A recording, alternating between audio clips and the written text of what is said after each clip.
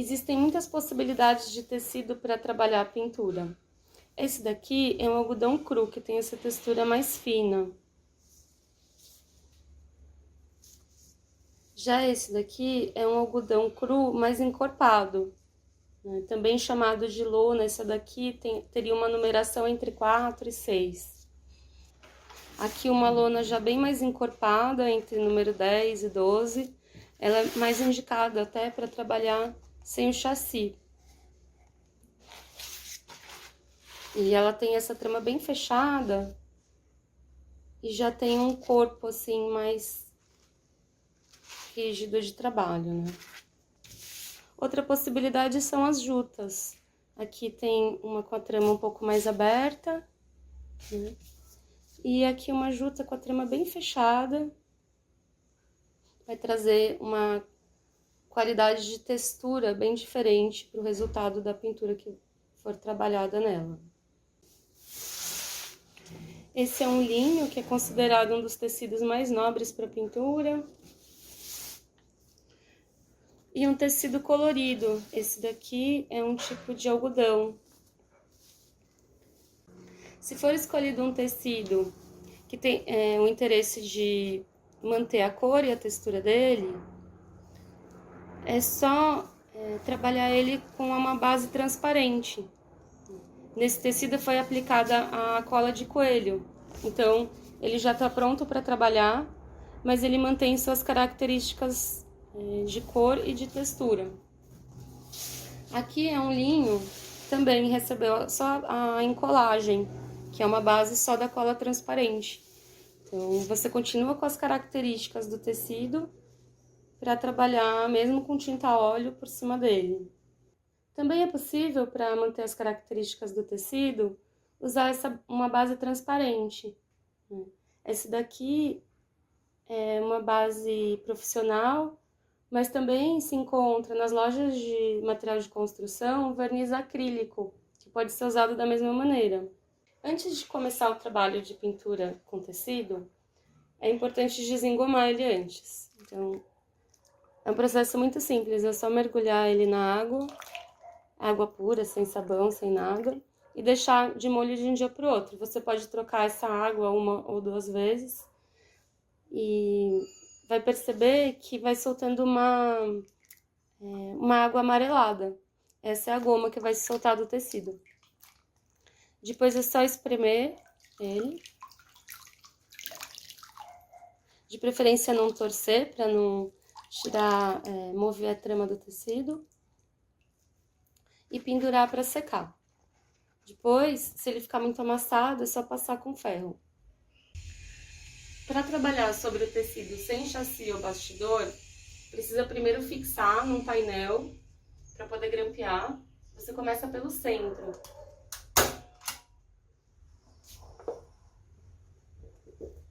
Pelo centro de cada borda.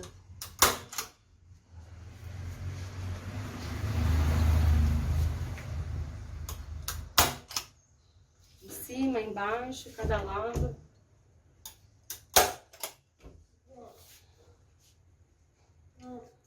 À medida que você prender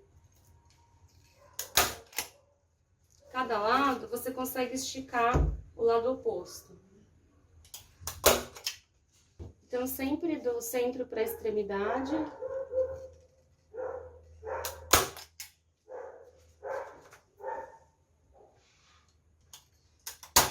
De um lado e do outro.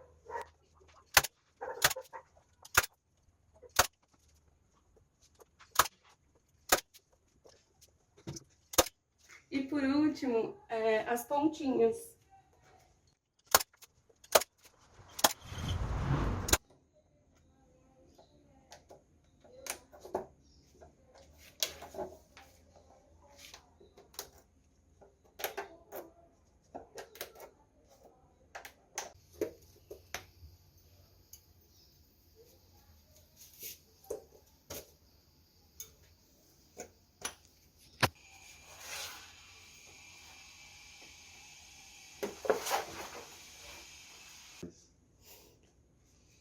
Quando você está trabalhando uma pintura sobre o tecido sem o chassi, Uma maneira de você transportar ou armazenar é enrolando essa pintura. Para isso, você precisa colocar, então, a tinta virada para baixo e você pode usar um tubo de papelão como esse, que é descartado por lojas de tecido. É só você pedir, coletar esse material. Ou qualquer outro tubo que você tiver em casa. Por que é importante deixar a tinta para fora? Porque quando a gente enrola, ela abre pequenas fissuras na tinta, né, na camada de tinta, e depois quando você desenrolar, essas fissuras vão se fechar. Para isso é importante lembrar de usar sempre bases e tintas flexíveis para trabalhar nesse tipo de suporte, né? Para ele aguentar esse movimento, suportar esse movimento de abrir e fechar. Depois é só enrolar, proteger com plástico bolha ou um pedaço de papel que você tiver em casa.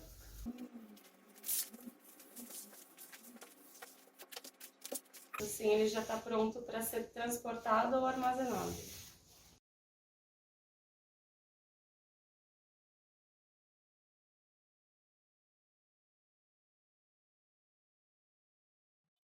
Esticar uma tela de pintura em um chassi. O que vocês vão precisar? Em primeiro lugar, de um chassi de pintura que vocês podem mandar fazer, ou vocês compram em loja de material de arte. Uma tela, que pode ser de algodão cru ou de linho cru. O algodão cru, além dele ser mais barato em relação ao linho, vocês encontram ele com maior facilidade em uma maior variedade de lugares, desde loja de material de arte até no Mercado Livre ou mesmo na 25 de março. Vocês vão precisar ainda de um grampeador desses para estofado, grampo para esse grampeador, um martelo e um alicate para esticar a tela de pintura. Esse alicate também vocês compram com facilidade em loja de material de arte e eu acredito que ele possa ser adaptado, mas o que é importante é que ele seja feito de um material resistente e de que ele tenha essa protuberância. E vocês vão ver por que é importante que ele tenha essa ponta adicional, porque é exatamente ela que vai se apoiar na beirada do chassi de madeira para dar atenção na tela. Porque, como vocês vão ver, o que a gente quer é que a tela fique completamente esticada nessa estrutura de madeira, de forma que ela pareça com um tambor. Então é importante que vocês tenham uma ferramenta que propicie criar essa tensão. Antes de vocês começarem, o que é importante é que vocês cortem essa tela um pouquinho maior do que o chassi que vocês vão utilizar. Por quê? Porque exatamente a gente vai ter que dobrar ela para trás desse chassi, tá certo?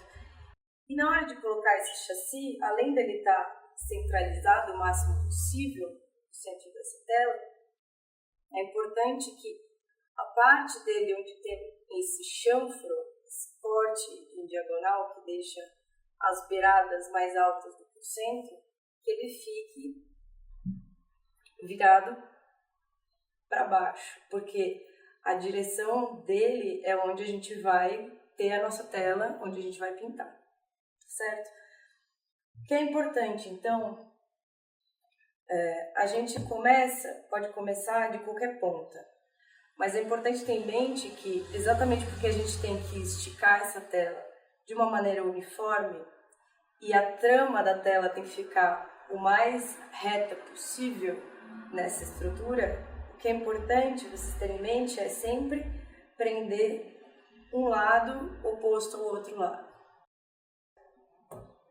Então, como é o primeiro grampo, a gente ainda não precisa do alicate, certo? Grampeei e a gente vai virando essa tela e puxando um lado e puxando o outro. Agora a gente vai esticar do outro lado exatamente o oposto. Então, vocês seguram o alicate com uma mão e o grampeador com outra.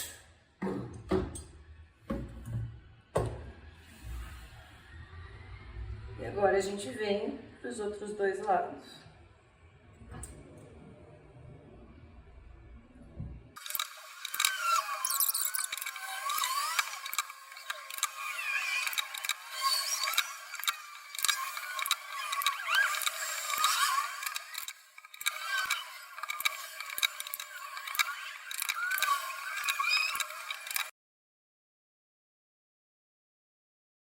Bom, antes de fazer o canto,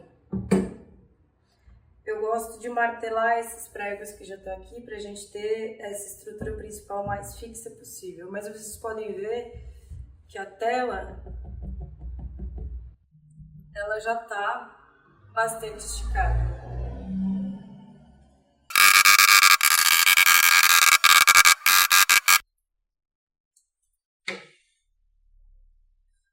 Bom, e agora a gente vai para a parte então mais complicada, que é exatamente esticar esses cantos da tela. Para esticar o canto, é sempre melhor a gente dobrar a tela para dentro e não para fora, certo? Então a gente tenta da maneira mais delicada possível deixar essa tela reta e esticada. E aí o procedimento é o mesmo, a gente vai puxar um pouquinho com o alicate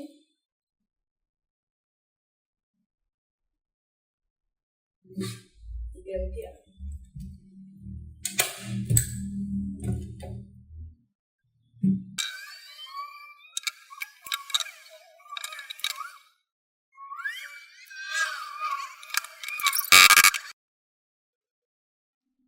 Ó, vocês podem ver que agora a tela já está esticada.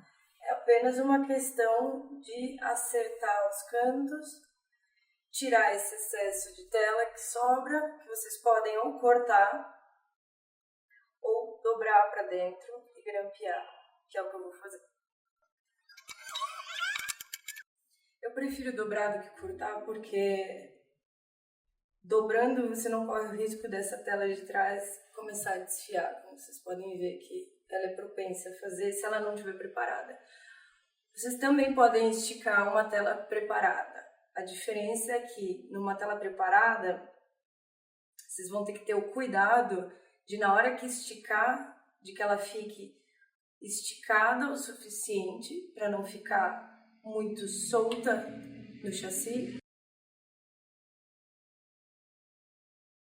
mas que ela não seja esticada ao ponto de começar a quebrar e rachar a superfície já preparada.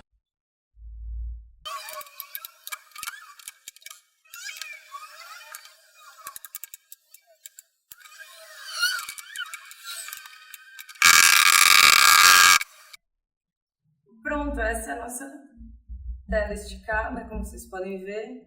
Ela parece um tambor. E o próximo passo é só preparar e pintar.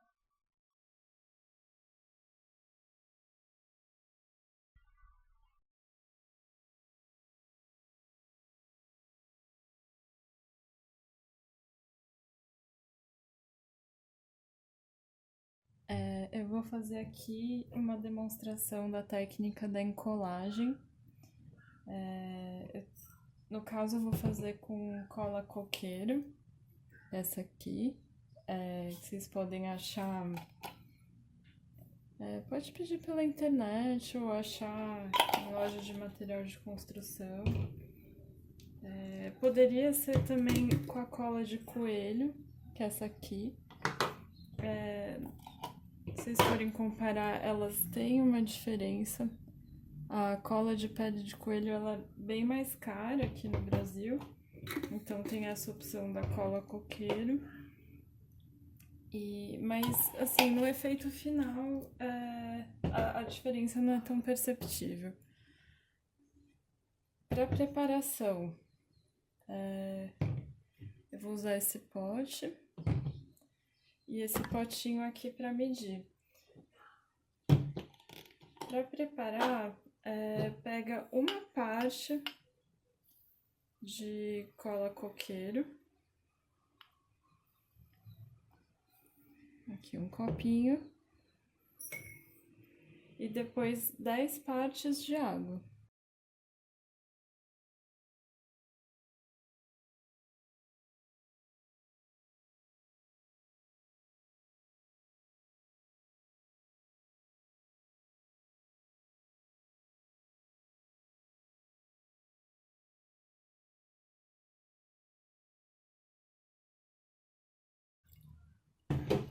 Então aí fica essas partículas, né, da cola coqueira. Pode dar uma misturada, assim, com o pote fechado. E aí, vocês deixam descansando no mínimo 3 horas. Ó, fica depositado no fundo, assim. No mínimo 3 horas, mas é bom deixar de um dia pro outro. Essa aqui eu já tinha preparado faz um tempo. Dá pra conservar ela em geladeira. Então essa eu já tinha um tempo na geladeira. Ela fica como uma gelatina, assim. E agora eu vou pegar pra esquentar aqui na panela pra usar.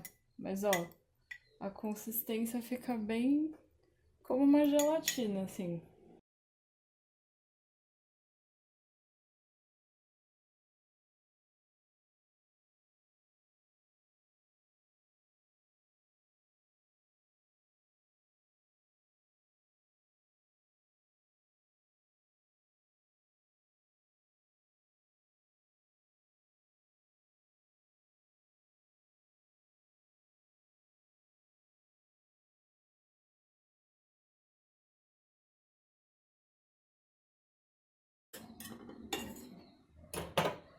Aí, ó.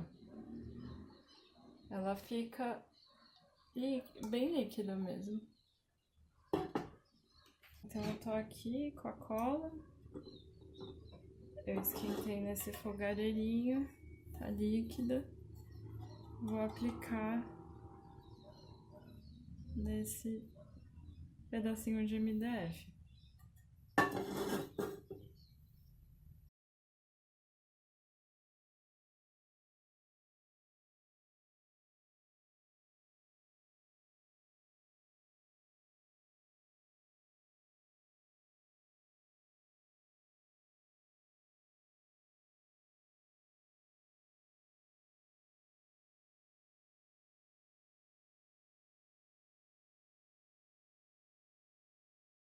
Então eu apliquei com a cerda, com o pincel essa trincha, apliquei nessa direção. Agora tem que esperar secar e aplicar no outro sentido, assim, para fazer cruzado, como eu apliquei agora nesse sentido, depois pra cá. Ó, ela deixa transparecer a cor do material. Poderia ser um tecido também, um algodão cru, esticado ou preso com grampos numa superfície, ou um papel. Bom, aqui eu prendi um papel com fita, espero que dê pra ver. Eu vou usar aquela cola derretida. É um jeito de preparar o papel para pintura.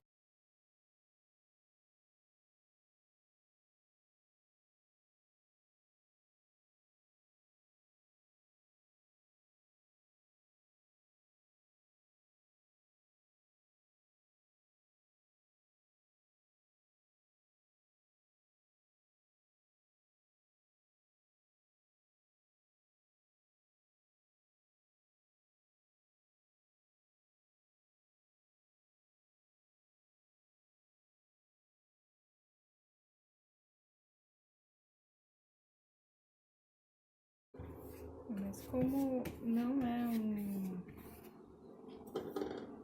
papel para aquarela, ele fica bem ondulado. Poderia ser um canson ou um papelão, vários materiais que eu poderia usar.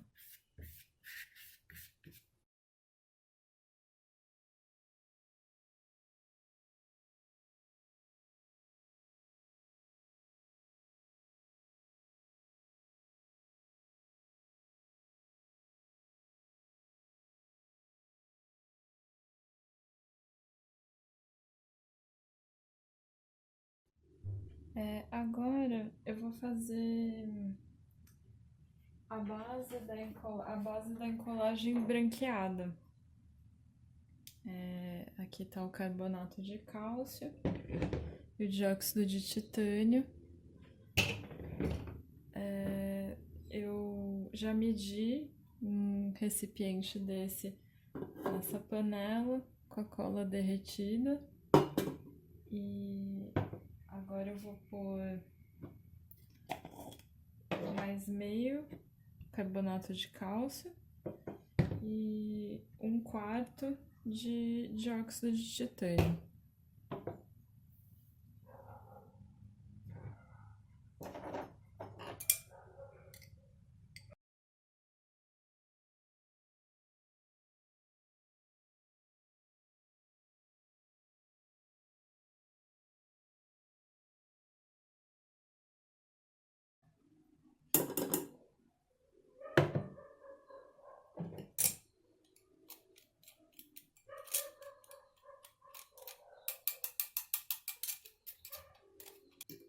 Ó, é bom peneirar, porque ficam esses grumos, assim, esses pelotes. Então é sempre bom passar na peneira antes.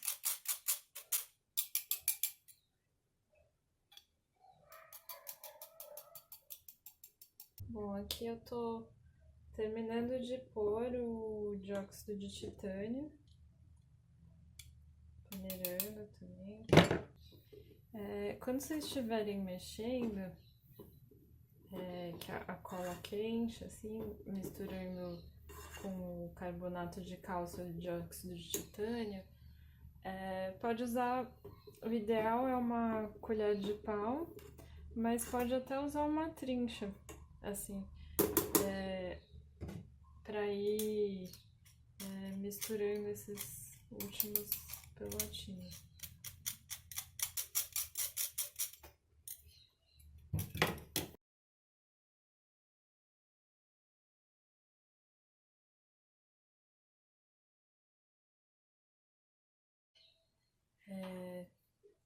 Ela fica bem grossa, assim. Tem uma consistência. Tá vendo que ela nem escorre quase. Bom, agora eu vou aplicar essa base, a encolagem branqueada, que tá quente ainda aqui. Porque conforme ela vai esfriando, ela vai endurecendo de novo, que nem ela tava no começo, uma gelatina. Então tem que aplicar ela aquecida. Ó, aqui vai dar pra ver bem o sentido que eu tô aplicando.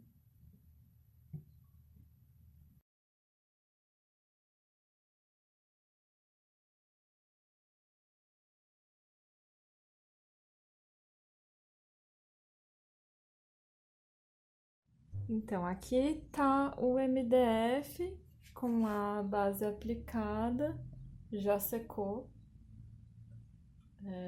Tá fininho, é uma camada fina. E agora eu vou passar no outro sentido. Mas ele fica assim, com uma textura, até lembra um pouco porcelana. E se vocês quiserem, dá pra lixar essa base, deixar bem lisinho mesmo. Depois que passar mais camadas, que aí quando tiver com a cobertura total dá para dar uma lixada.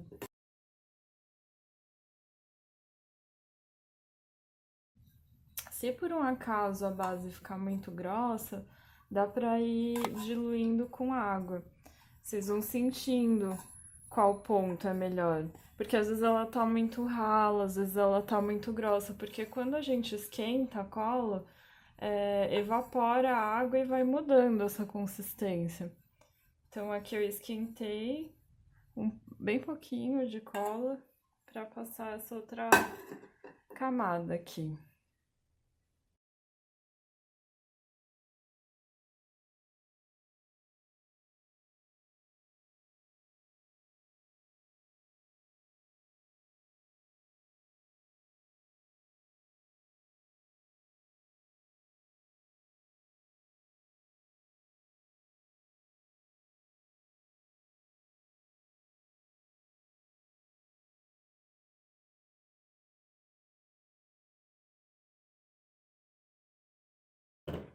Bom, é isso.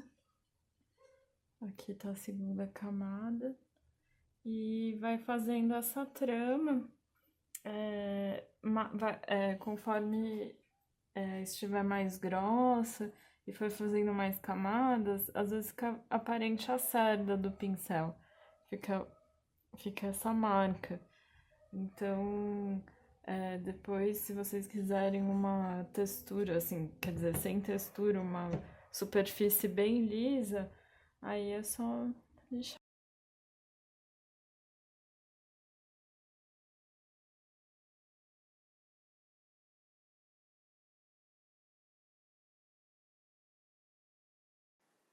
Preparação de um painel de madeira com gesso crê. Vamos precisar de uma parte de gesso crê, uma parte de cola branca PVA não lavável e uma parte de água, talvez um pouco mais de água para dar o ponto. Primeiro lixamos o suporte para deixá-lo livre de vernizes ou tintas que estivessem nesse painel e fazemos isso sempre no sentido da fibra da madeira. Depois, misturamos uma parte de gesso crê com uma parte de água. Eu até coloco um pouquinho mais de água nessa mistura.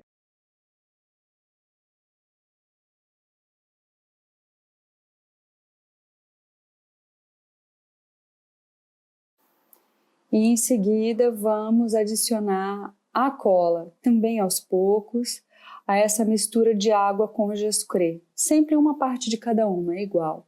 Veja que essa é uma mistura que rende bastante, não precisa fazer muito, porque ela dá bastante cobertura.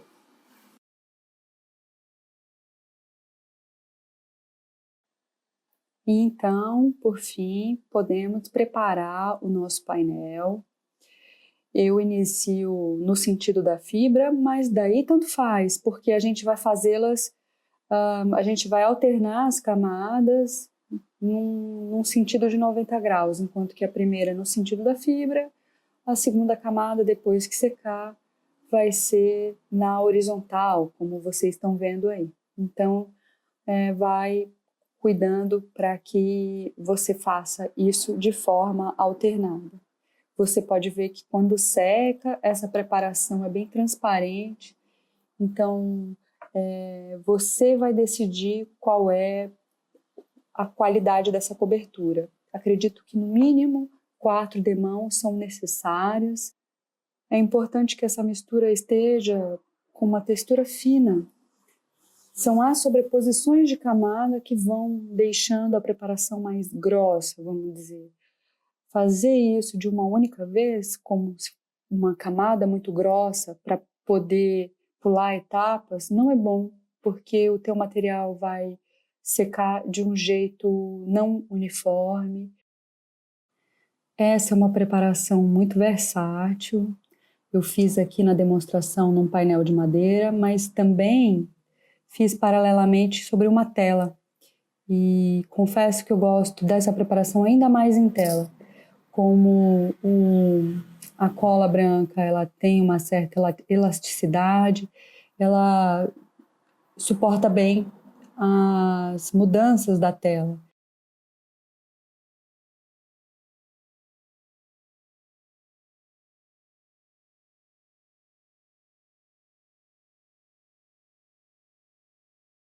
Eu vou fazer aqui uma demonstração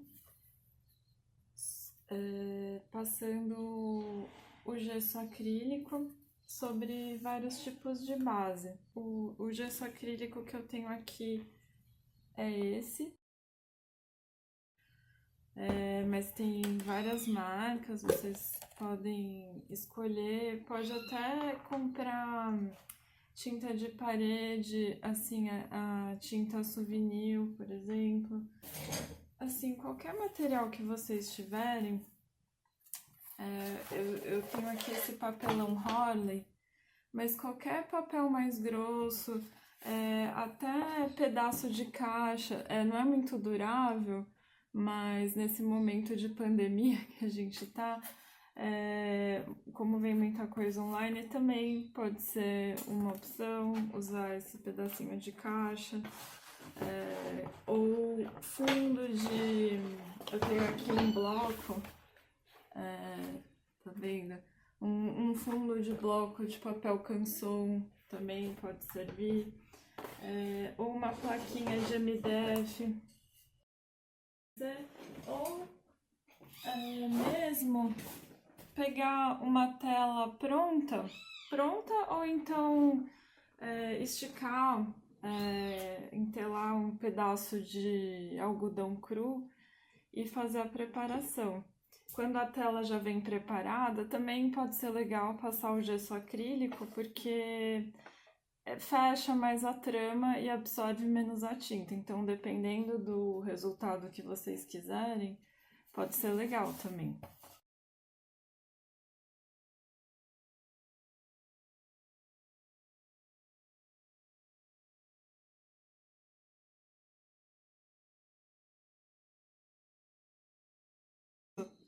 Pode diluir um pouquinho, assim, pegar o pincel, eu molhei antes do pincel, uma trincha assim comum, dessas que compram em loja de material de construção. Pode diluir um pouquinho, mas não é bom diluir demais, que aí a base pode ficar meio frágil. Pode diluir e fazer várias camadas, mas é bom não colocar água demais para ela não ficar encharcada.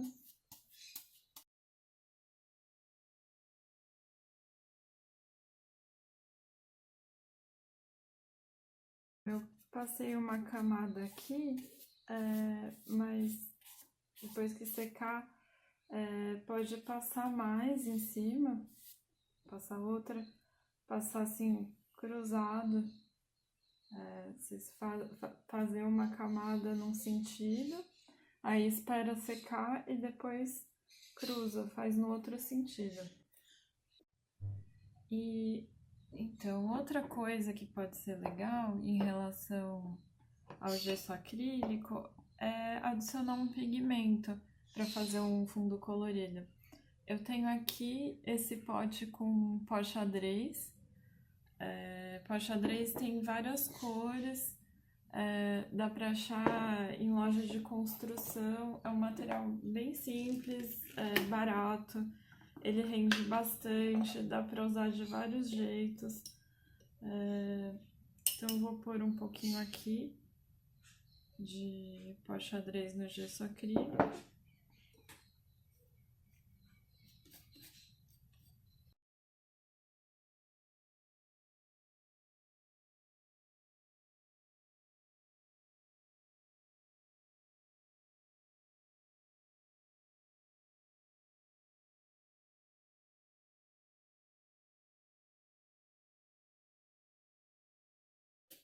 É importante misturar assim até dissolver os últimos pelotinhos. Vocês estão vendo que eu pus bem pouquinho, mas já dá uma boa diferença. Já ficou assim, um fundo de um amarelo bem clarinho, assim, um ocre. Ó, aqui tá aquele pedacinho de papelão que eu tinha usado. Se vocês forem ver, quando não é um material tão rígido, olha, ele ficou um pouquinho empenado quando secou. Mas ele tende a voltar um pouco. E ainda assim é um bom material para fazer experimentações.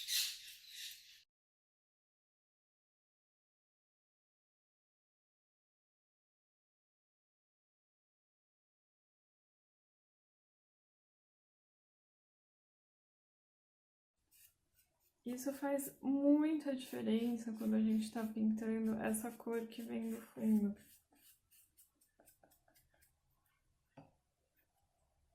E esse é um jeito bem simples de conseguir. Ó, se vocês verem que ficou muito grosso, espalha mais.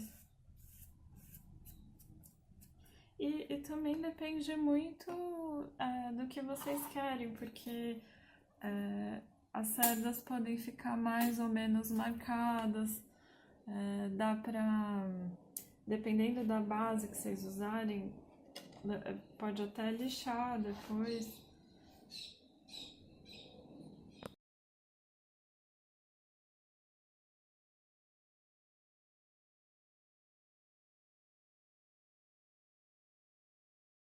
Nessa preparação com gesso acrílico, vamos reaproveitar uma tela já pintada. O gesso acrílico é comprado pronto em lojas de material artístico. Primeiro vamos lixar muito bem a pintura da tela, tentando extrair o máximo possível desse material, até porque a gente vai fazer algo que não é recomendável nos manuais artísticos, que seria sobrepor a uma tela já pintada com óleo uma preparação que tem uma base de água. Como vocês sabem, o certo seria a gente sempre sobrepor uma matéria gorda na magra. Então, para que a gente possa contornar esse problema, a gente vai tentar tirar o máximo possível dessa matéria oleosa da tela. Pessoalmente, eu gosto de trabalhar com uma preparação que não seja tão branca. Então eu adiciono algum corante. E nesse caso a gente vai adicionar uma gotinha de preto para 2 de azul.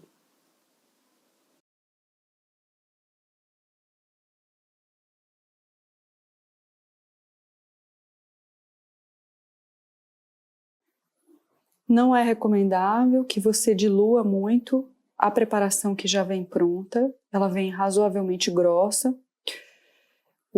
Assim é como o fabricante recomenda que a gente faça a aplicação. É recomendável que se alterne o sentido das camadas em 90 graus. É recomendável também que se repita as demãos em no mínimo 4 vezes, mas você vai avaliando o grau de cobertura que a tua preparação está atingindo. E por fim, eu gosto de dar um acabamento nessa preparação, lixando ela também para tirar um pouco da marca da trincha, e acaba que o suporte fica com uma aparência bastante lisa, é muito gostosa de pintar.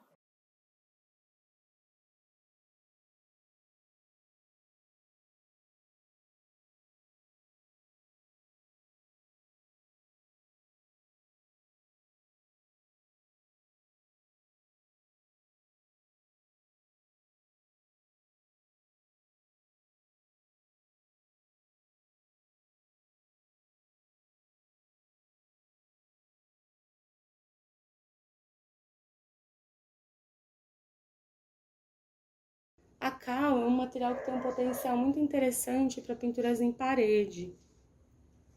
Essa daqui é uma cal para pintura que a gente consegue comprar em lojas de material de construção. E ele é usado desde a antiguidade como acabamento de superfícies da arquitetura, né? E até os anos 1950 era muito usado ainda para pinturas de residências. É muito interessante também pelo seu custo-benefício, rende muito, né? Combate mofos e bolores, então ele é antifúngico, antibacteriano, dispensa fixador, ele já é um aglutinante e tem cor também ao mesmo tempo. É um processo bem simples, a gente só vai precisar da cal para pintura, água, um pouquinho só de óleo, que pode ser até óleo de cozinha, serve, um pote para misturar e um pincel para fazer a aplicação. Também poderia ser, essa daqui é uma trincha, mas poderia ser uma brocha ou rolo para pintura também. Uma boa maneira de começar é colocar uma parte de água e ir misturando aos poucos uma parte de cal.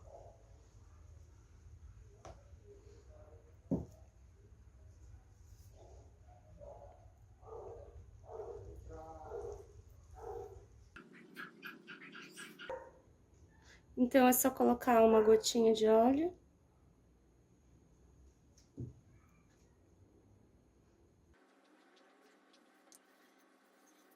Interessante como quando a gente aplica a cal, ela dá a impressão de que está muito transparente e até um pouco acinzentada. Essa é uma parede que já recebeu uma camada de mistura de cal com terra de subsolo coada, por isso que ela tem essa cor e essa textura aqui. E eu tô aplicando a cal, e assim que secar, vou mostrar como ficou. Em algumas regiões do Brasil e do mundo, ainda é um material bastante utilizado. À medida que a cal vai secando, ela seca por um processo chamado carbonatação, que é uma reação química em contato com o gás carbônico da atmosfera, ela volta para o seu estado natural de carbonato de cálcio. Qualquer pigmento que a gente misturar com a cal vai se tornar uma cor esbranquiçada, por conta da própria cor natural da cal. De preferência, é melhor usar pigmentos minerais. Eles não vão reagir quimicamente com a cal. Uma maneira de utilizar o pigmento mineral é usar a própria terra de subsolo coada.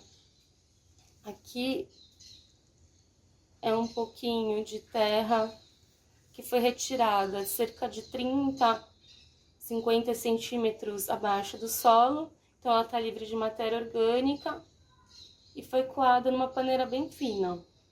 Estão presentes aqui tanto o pigmento, os óxidos que tem na terra, quanto um pouquinho de argila e areia que compõem o subsolo. Fazendo uma mistura aqui desse pigmento de terra coada com a cal,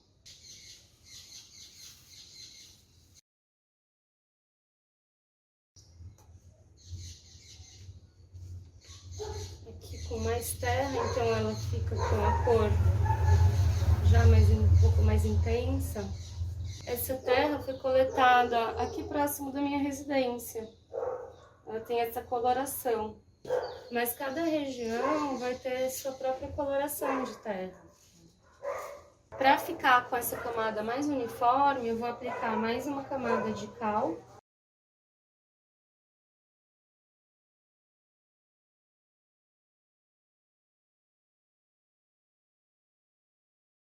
E com a diferença entre a cal fresca, acabada de aplicar, e a cal já seca, como ela é mais clara. Agora as camadas de cal já secaram e a superfície fica com essa aparência bem mais uniforme, com acabamento mate, mas ao mesmo tempo com um certo brilho dos cristais de calcita. Essa é uma parede que foi pintada com cal e terra. Aqui cal e pó xadrez vermelho. Aqui tem várias tonalidades de cal com terra. Foram pintadas há 1 ano. Estão resistindo super bem às intempéries.